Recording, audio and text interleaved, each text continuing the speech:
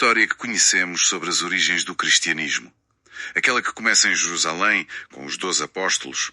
E se ela estiver, bem, incompleta? Sim. E se os verdadeiros pioneiros, as raízes de um dos evangelhos mais profundos, estiverem num grupo esquecido, ligado a uma seita judaica misteriosa? Essa é precisamente a tese provocadora que vamos explorar hoje. E o nosso ponto de partida? São excertos da obra Das Origens do Evangelho à Formação da Teologia Cristã, de Oscar Cullmann. O que é fascinante no trabalho dele é que ele reexamina tudo isto à luz de uma descoberta arqueológica incrível. Os manuscritos do Mar Morto. Exatamente. Encontrados nas grutas de Qumran. Portanto, o nosso objetivo aqui é mergulhar nesta investigação quase detetivesca. A tese de Cullmann, se percebi bem, é que uma corrente do judaísmo menos conhecida, a dos essénios, foi o verdadeiro berço para algumas ideias do cristianismo primitivo. Especialmente as que encontramos no Evangelho de João, sim. E com isso, talvez possamos descobrir um grupo de missionários que a história, quase esqueceu. É uma tentativa de reconstruir um capítulo que se perdeu. Perfeito. Então, vamos começar pelo princípio. Temos estes manuscritos, descobertos ali a partir do final dos anos 40. O que é que eles revelaram tão chocante sobre os essénios? Bem, Cullmann aponta para paralelos que vão muito para além de meras coincidências. Ok. Podemos começar, por exemplo, pelos rituais, que são talvez o mais visível. Certo. A seita de Qumran praticava refeições comunitárias com um caráter sagrado muito, muito forte. O sacerdote abençoava o pão e o vinho antes de qualquer outra pessoa. A semelhança com a Eucaristia é óbvia.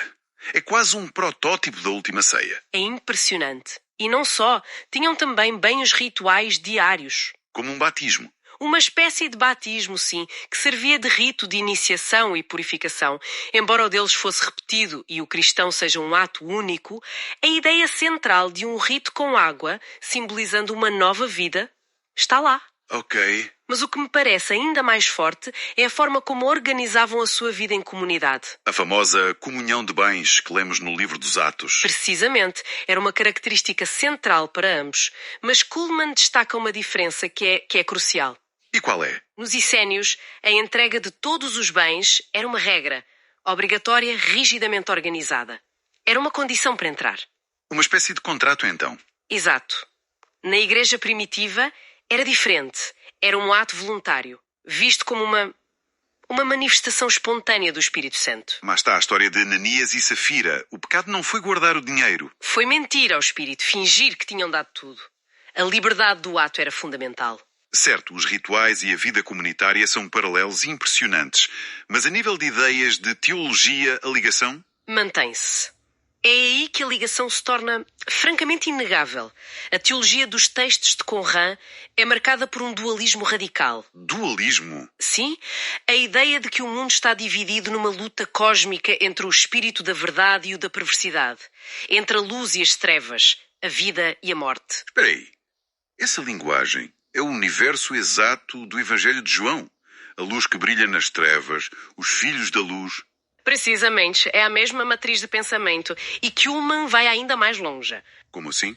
O famoso prólogo de João, que fala da palavra, do Logos, como mediador na criação, tem um paralelo quase literal num texto de Qumran que fala de como tudo foi criado através do pensamento de Deus. Isto muda tudo. Porque a visão tradicional era que o Evangelho de João era um texto tardio, do final do primeiro século. E que toda essa teologia era uma influência da filosofia grega, algo que veio de fora da Palestina. Certo.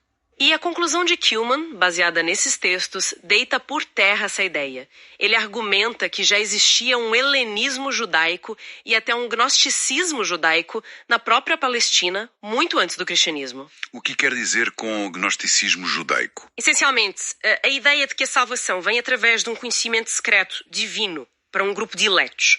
Os essénios viam-se a si mesmos como os guardiões desse conhecimento. Ou seja, estas ideias não precisaram de ser importadas da Grécia. Já estavam lá, a fervilhar em certos círculos. Exatamente. Não era preciso sair da Judeia para as encontrar. Ok, o cenário está montado. De um lado, os essénios no deserto, com uma teologia que parece o rascunho de muito do que vemos no cristianismo joanino.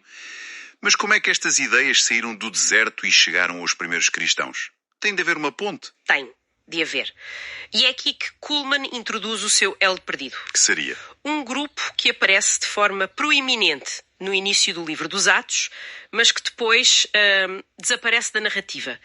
Os chamados helenistas. Que normalmente se pensa serem apenas judeus que falavam grego da diáspora. Sim, mas Kuhlman diz que isso é muito redutor. Ele analisa a palavra grega original e nota que deriva de um verbo que significa viver à maneira dos gregos. Isto sugere muito mais do que a língua. Sugere uma orientação cultural e, mais importante, teológica. Era um grupo com uma identidade própria, muito forte. Se era um grupo distinto, deviam ter uma causa, uma bandeira ideológica. O que é que os distinguia dos outros cristãos em Jerusalém? A sua oposição radical ao culto do Templo de Jerusalém. Esta era a sua marca, o centro da sua teologia. E temos provas disso. Temos o melhor exemplo possível, o discurso de Estevão, o líder deles, antes de ser apedrejado. Certo, em Atos 7. Esse discurso não é uma defesa improvisada, é um manifesto, é um ataque frontal à história de Israel que, segundo ele, culminou na idolatria de construir uma casa para Deus. Então é aqui que tudo se encaixa. A aversão ao templo. Exatamente. Esse é o fio vermelho que liga os sacerdotes dissidentes dos essénios que se retiraram para o deserto por considerarem o templo corrupto. E este grupo de cristãos em Jerusalém. Esta crítica ao templo é o ponto de encontro ideológico. É essa a ponte. Ok, se isto está correto, tem de deixar marcas visíveis na nossa leitura do Novo Testamento. Voltemos ao Evangelho de João. Como é que esta teologia anti-templo aparece lá? Uma vez que temos esta chave de leitura, o Evangelho transforma-se. Está saturado do tema. Por exemplo? Logo no segundo capítulo, Jesus purifica o templo e diz a famosa frase: "Destruí este templo e em 3 dias o levantarei." E o evangelista acrescenta: ele, porém, falava do templo do seu corpo. Exato. A ideia é radical. Deus já não habita num edifício. A presença de Deus no mundo é uma pessoa.